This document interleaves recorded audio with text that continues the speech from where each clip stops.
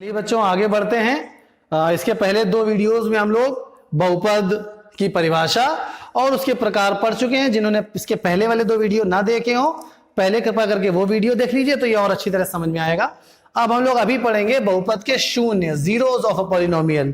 तो बहुपद के शून्य क्या होता है इसको पहले देखते हैं। तो अगर इसकी परिभाषा कहें या बुकिश लैंग्वेज कहें तो ये हो सकती है कि भाई कोई वास्तविक संख्या अल्फा किसी बहुपद px का शून्य होगी यदि p अल्फा बराबर 0 हो जाए। तो a real number alpha is called a zero of a polynomial when p alpha is equal to 0। ये तो एक बेसिक चीज हो गई। जैसे मान लीजिए कि कोई बहुपद px लिखा हुआ है 4x ऋण 4, मान लीजिए ये एक बहुपद है। तो अब इस बहुपद का शून्य का मतलब क्या है? शून्य का मतलब ये है बच्चों कि यहां पर हम x की जगह पे एक ऐसी संख्या रखें जिससे ये बहुपद सीधे सीधे शून्य अर्थात 0 के बराबर आ जाए। तो यहां पर हम x की जगह क्या रख दें कि ये 0 के बराबर आ जाए। तो वही जो संख्या हम रखेंगे वास्तविक संख्या वही अल्फा कहलाएगी। तो जैसे मान लीजिए यहां पर हम x की जगह 1 रखते हैं जरा, तो यहां पर जो रखेंगे उसको इस तरह से लिखा जाता है। x की जगह 1 रख रहे हैं तो यहां 1 रख दिया हमने, तो यहां पे भी 1 रख देंगे।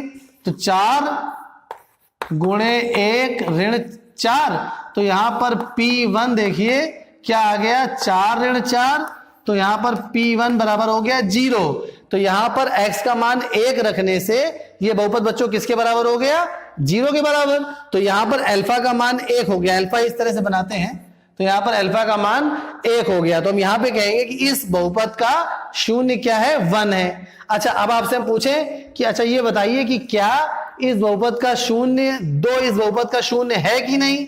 आपसे पूछा गया कि भाई कोई वास्तविक संख्या 2 जो है वो इस बहुपद का शून्य है कि नहीं। तो आप क्या करेंगे?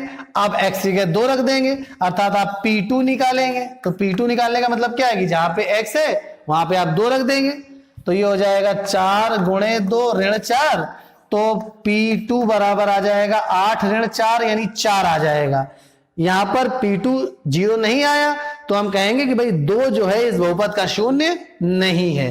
ये बात आपको समझ में आ गई होगी कि किसी बहुपद का शून्य क्या होता है। अच्छा, अब जरा एक और चीज देखते हैं कि इस बहुपद के कितने शून्य हो सकते हैं। यहां पर ये जो पहला बहुपद है 4x ऋण 4, इसका एक के अलावा कोई शून्य हो सकता है क्या? बच्चों जरा दिमाग लगाइए कि क्या कोई और ऐसी संख्या हो सकती है कि जिसको यहां पर रखने से 0 आ जाए? नहीं हो सकती बच्चों। तो इस जरा अपने निष्कर्ष को आगे बढ़ाते हैं। एक और काम करते हैं। मान लीजिए हमने लिखा px बराबर x स्क्वायर माइनस 9। अब आपसे कहा जाए कि भाई इसका शून्य बताइए जरा क्या होगा। तो आपने हिट एंड ट्रायल मेथड किया कि भाई सबसे पहले आपने 1 पुट किया, तो आपने मान लीजिए P1 निकाला, तो यहां पर 1 का स्क्वायर 1, 1 माइनस 9 माइनस का 8 आ गया। कैसे आया माइनस का 8? आपने 1 पुट किया और माइनस का 9, 1 माइनस 9 माइनस का 8 आ गया। आपने देखा कि भाई एक तो इसका शून्य नहीं है। फिर आपने इसी तरह से P2 निकाला, तो P2 निकाला तो 2 का वर्ग किया -9, 4 माइनस 9 -5 आ गया, ये भी शून्य नहीं है। फिर इसी प्रकार से आप -1 रख के देखेंगे, -2 रख के देखेंगे, और जब आप 3 रख के देखेंगे P3 निकालेंगे तो देखिए जरा क्या आता है।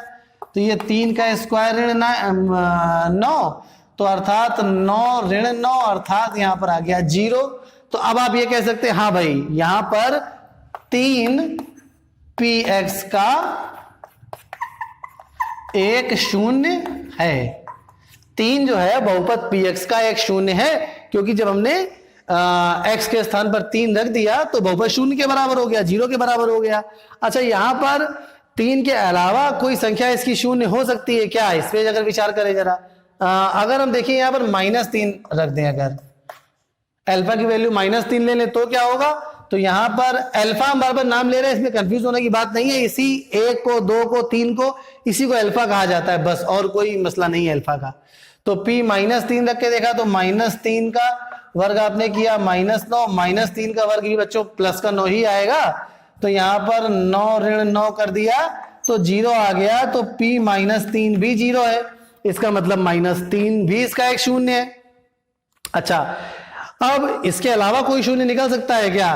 देखिए बच्चों, इसके अलावा कोई शून्य इसका नहीं निकलेगा और कोई संख्या ऐसी नहीं है जिसको रखने पर 0 आ जाए। तो यहां पर बच्चों कुछ निष्कर्ष निकल रहा है। जब तक हम इरेज करते हैं तब तक जरा आप दिमाग लगाइए कि बहुपद जो थे वो घातों के आधार पर उनका विभाजन ने किया था, तो उससे क्या कोई रिलेशन निकल रही है क्या? तो देखिए पहला जो बहुपद था बच्चों घातों के आधार पर वो था रैखिक, इसके पहले वाले वीडियो में पढ़ा है हमने।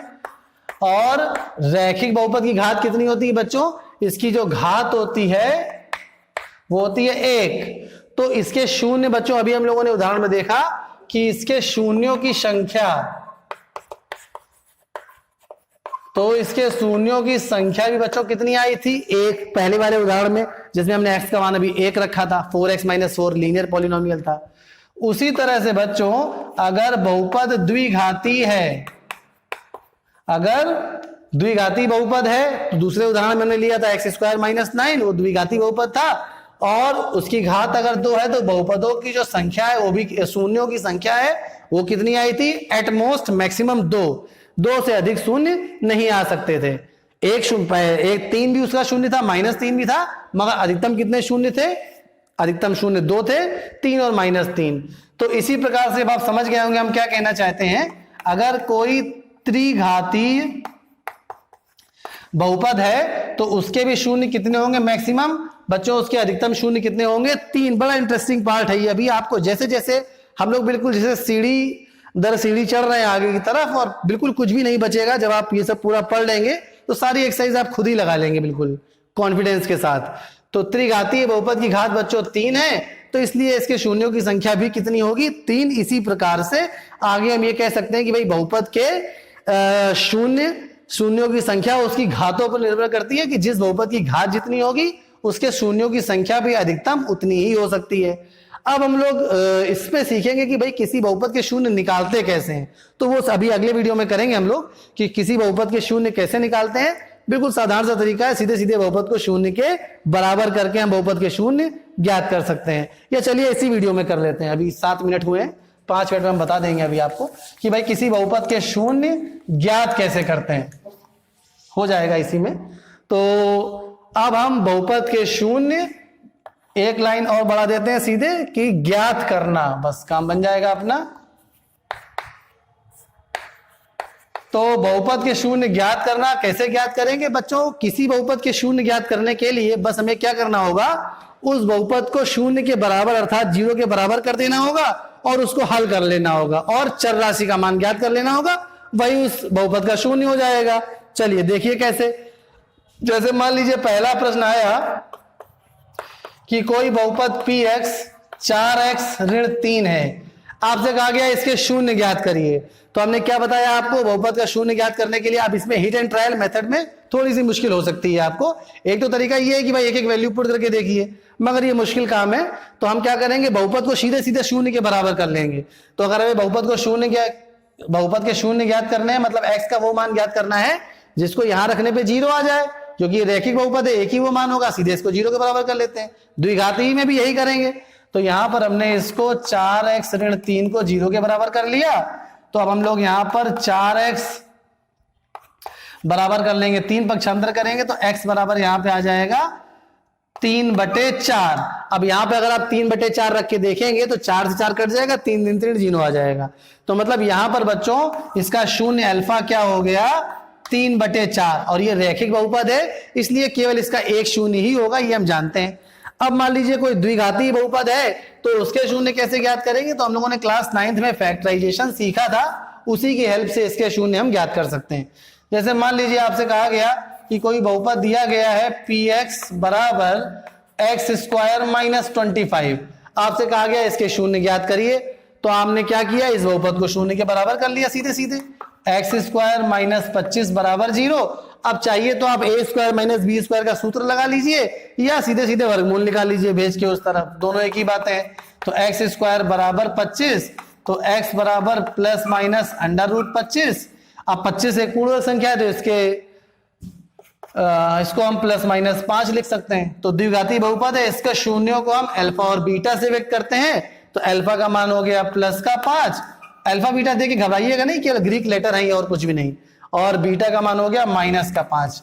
पुस्तकों में बस हम अगर रैखिक बहुपद है उसका एक शून्य उसको अल्फा से व्यक्त करते हैं, अगर द्विघाती बहुपद है 2 शून्य उनको अल्फा बीटा से व्यक्त किया जाता है। केवल एक नोटेशन की टेक्निक है ये। अभी त्रिघाती बहुपद आएगा तो उसमें गामा भी यूज करेंगे हम लोग। तो अब बहुत सारी कैटेगरी हो सकती है इसमें कि अलग अलग आपको सवाल दिए जाए और आपसे कहा जाए कि भाई आप इसके शून्य ज्ञात करिए। तो जनरली और एक दो सारा सवाल करके देखते हैं तो और आपको आनंद आएगा। जैसे मान लीजिए कोई बहुपद है एक्स स्क्वायर माइनस 4x या एक्स स्क्वायर माइनस एक्स केवल लिख देते हैं और प्लस का 6 या माइनस का 6। चलिए ऐसा लिख रहा है कि थोड़ा हल हो जाए। आपसे कहा गया इसके शून्य आप ज्ञात करिए, तो आप क्या करेंगे कि इसको शून्य के बराबर कर देंगे। तो आपने क्या किया, इस बहुपद के शून्य ज्ञात करने हैं, शून्य के आपने बराबर किया इसको x square minus x minus 6, इसको आपने शून्य के बराबर कर दिया। अब आप कहेंगे सर इसको हल कैसे किया जाए। हाँ, अभी तो आप इसको हल करना नहीं जानते हैं, मगर आपने कक्षा 9 में इस प्रकार के व्यंजकों के गुणनखंड करना तो सीखे ना, तो गुणनखंड तो कर सकते हैं केवल। तो चलिए हम गुणनखंड करते हैं। तो यहां पर ये मध्य पद को बांट के इसके गुणनखंड होंगे। a क्रॉस c की वैल्यू -6 है, अर्थात 6 के ऐसे गुणनखंड जिसको घटाने पर b आए, तो यानी b का मतलब यहां पर 1 आए। तो यहां पर इसको हम लोग कैसे लिख सकते हैं, एक्स स्क्वायर 3 और 2 गुणनखंड हो जाएंगे, तो माइनस का 3x और धन का 2x और ऋण का 6 बराबर 0।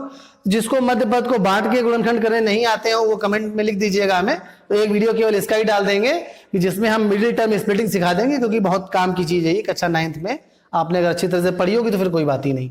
अब यहाँ पर बच्चों क्या करेंगे, एक्स उभयनिष्ठ ले लिया हमने, तो एक्स उभयनिष्ठ लिया तो यहाँ पे हो गया x -3, यहाँ पर प्लस का 2 उभयनिष्ठ लेंगे तो x -3 बराबर 0 आ जाएगा। और अब इन दोनों पदों में x -3 फिर से उभयनिष्ठ हो जाएगा, तो x + 2 बराबर 0 हो जाएगा। इतना काम तो आप कर लेंगे। अब आपको शून्य ज्ञात करने हैं, तो आप क्या करेंगे, एक बार पहले ब्रैकेट को 0 के बराबर करके x का मान प्राप्त करेंगे, फिर इस दूसरे ब्रैकेट को 0 के बराबर करके x का मान प्राप्त कर देंगे, बस काम हो जाएगा आपका। तो x -3 बराबर 0, तो x बराबर 3 ये पहला शून्य आ गया, और उसी प्रकार से x + 2 बराबर 0, तो x बराबर -2 ये दूसरा शून्य आ गया, अर्थात अल्फा का मान 3 हो गया। कोई भी अल्फा कोई भी बीटा हो सकता है, इससे कोई फर्क नहीं पड़ता, बीटा का मान -3 आ गया। तो उम्मीद है आपको बच्चों बहुपदों के शून्य ज्ञात करना भी आ गया होगा। और आगे हम लोग जब प्रैक्टिस सेक्शन में चलेंगे तो त्रिघाती बहुपद बहुत सारे सवाल करेंगे, तो उसमें हम लोग शून्य अब ज्ञात करने हैं आगे। मेन कॉन्सेप्ट क्या है ये आपको समझ में आ गया होगा बच्चों। धन्यवाद। अब अगले वीडियो में हम लोग शून्यों का ज्यामितीय अर्थ देखेंगे।